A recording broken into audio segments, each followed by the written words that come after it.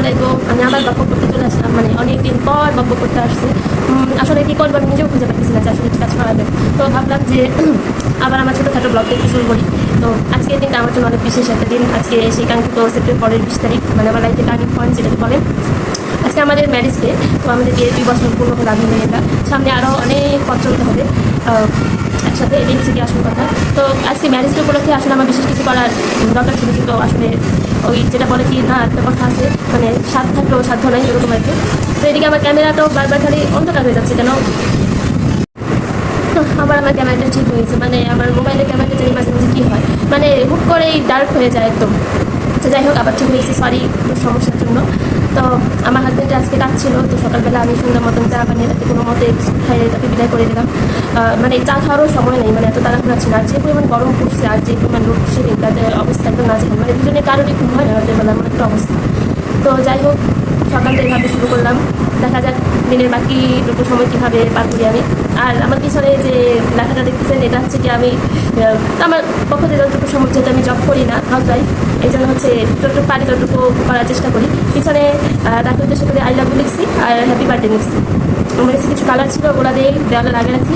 সে অল্পতেই অনেক খুশি হয়ে যায়। আসলে এটার জন্য অনেক মন খারাপ ছিল যে কী করবো, ওনার জন্য কিছুই খুঁজে পাচ্ছি না। তো আমি যতটুকু সম্ভব হয় দুটো গোলাপ ওনার জন্য কিনছি, 2টা ডেইরি মিল্ক, এই তো। আর পিছনে পোস্টারটা লাগিয়ে রাখছি। আর আরেকটা বিষয় কি, মানে কারণ মানে নিজের প্রিয় মানুষকে উপহার দেওয়াটা বড় কিছু না। মানে অনেক সময় আমরা একজন আরেকজনকে কিছু না দিয়ে কিন্তু ভালোবাসা প্রকাশ করতে পারি। তার প্রতি কেয়ারিং হয়ে থাকা, তার কোন জিনিস কখন কী লাগবে সেটা খেয়াল করা, তার ছোটোখাটো বিষয়গুলোকে নোটিস করা, এগুলোর মাধ্যমে কিন্তু একটা মানে প্রিয় মানুষকে আমরা খুশি করতে পারি, তাই না? তো সবসময় যে কাউকে কিছু দিতেই হবে এমন তো কোনো কথা নেই। তো এদিক থেকে আলহামদুলিল্লাহ আমার হাজব্যান্ড আমাকে অনেক সুন্দর বলছে, তার জন্য আমি অনেক অনেক কৃতজ্ঞ। আমার এই ছোটোখাটো উপহারগুলোকেও যে এত সুন্দর মতন সে রিসিভ করে, তার জন্য মানে আমার জন্য, তার জন্য আমার অনেক ভালোবাসা।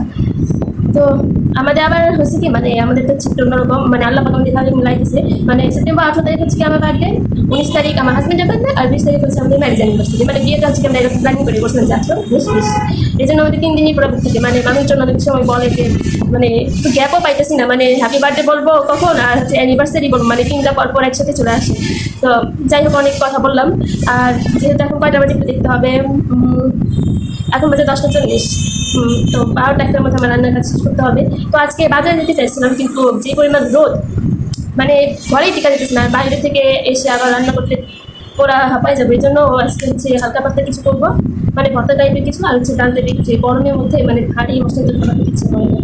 তো এটাই। আর তার জন্য অনেক মানে বেশি করে সব বানায় রাখবো, যেহেতু বাইরের যে অবস্থা, তার আমার হাজবেন্ডের অনেক পরিশ্রম হয় বাইরে। তো এই জন্য দিচ্ছি। আর আজকের দিনে স্পেশাল কিছু করলাম না, মানে গরমের যে অবস্থা, মানে বেশি কিছু যে আয়োজন করবো সেটা করতে পারতেছি না।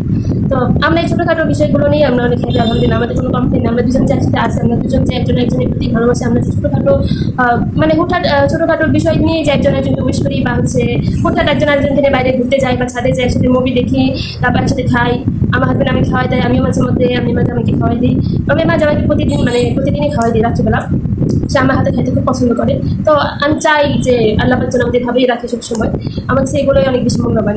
তো দেখা যাক, এখন আমি আমার বাকি কাজগুলো শুরু করি। দুপুর প্রায় কাছাকাছি, দুপুর হয়ে যাচ্ছে। রান্নার কাজটা তাতে সেই কিন্তু তারপর ঘরও গুছাতে হবে, বাকি কাজগুলো করি, তারপর আবার দেখা হচ্ছে। এটা আর এই তো আমি রান্নাঘরে চলে আসলাম, ভাত চুলায় বসাই দিছি।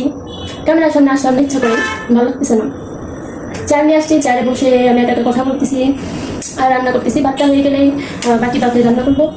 এরপর ঘর ঝাড়ু দিব, ঘর মুছবো, কাপড় চাপড় গুছাবো। অনেকে মনে হতে পারে মানে ছোটো সংসারে কাজ কম, আসলে না, তখন আর কাজ বেশি থাকে, কারণ নিজেকে বেশি কাজ করতে হয়।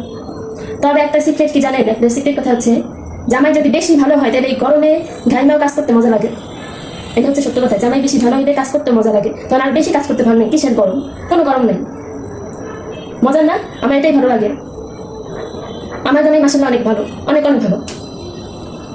এই জন্য আমি গরমের মধ্যেও কাজ করতে আমার মজা লাগে। আমি রান্না করে গরমে ঘাইমা যাইটাও আমার ভালো লাগে, কাজ করি। জামাই বেশি ভালো হইলে কাজ করতে মজা লাগে। সত্যি না? একদম সত্যি কথা। ভাবা যায় সূর্যের কী পরিমাণ তেজ। মানে রান্না বান্না শেষ করে হচ্ছে গিয়ে মানে প্রায় শেষ, যেহেতু অ্যানিভার্সারি, এটা আমাদের বলতে ভুলে গেছিলাম, এটা আমাদের সেকেন্ড ম্যারেজ অ্যানিভার্সারি। তো আমার হাজব্যান্ড বরাবরই সারপ্রাইজ দিতে খুব ভালোবাসে। সে হুট করে ফোন দিয়ে আমাকে বলে যে এর নিচে নামো। এরপর যে বিরিয়ানির প্যাকেট নিয়ে আসলাম, যে আজকে আমরা দুজন একসাথে খাবো। দুজন 3 প্যাকেট বিরিয়ানি ছিল, একটা কেক, তো দুজন মিলে খাবো আর কি। তো ওটা যে নিয়ে আসলাম, নিয়ে আসার পর খাওয়া দাওয়া শেষ করে সব কাজ শেষ করে এখন একটু রেস্ট করতেছি। বাট যে পরিমাণ গরম, মানে পুরো বিছানা সব পুরো গরম হয়ে আছে। যাই হোক, এখন মানে একটু রেস্ট নিচ্ছি। রেস্ট না শেষ হবে একটু পর শরবত বানাতে যাব, কারণ ঘরেই টিকতে পারতেছি না, বাইরে যারা যে মানুষরা কাজ করতেছে ওদের কত কষ্ট হইতেছে। এই জন্য ভাবলাম আমার হাজব্যান্ডের জন্য আমি বেশি করে শরবত বানিয়ে রাখবো একদম ফ্রিজে, একটু পর যে শরবত বানাবো।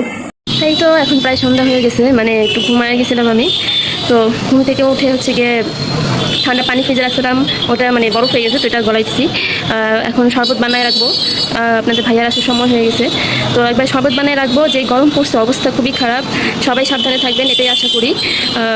আজকে এই পর্যন্তই ব্লগটা থাক, আবার আরেকদিন নতুন কোনো কিছু নিয়ে আবার আসবো, নতুন কোনো ব্লগ নিয়ে আবার আসবো। ততক্ষণ পর্যন্ত সবাই এই গরমে সাবধানে থাকবেন, মানে নিজেদের ডিহাইড্রেশন যাতে না হয় সেদিকে খেয়াল রাখবেন, হাইড্রেটেড রাখবেন, পানি খাবেন যথাসম্ভব,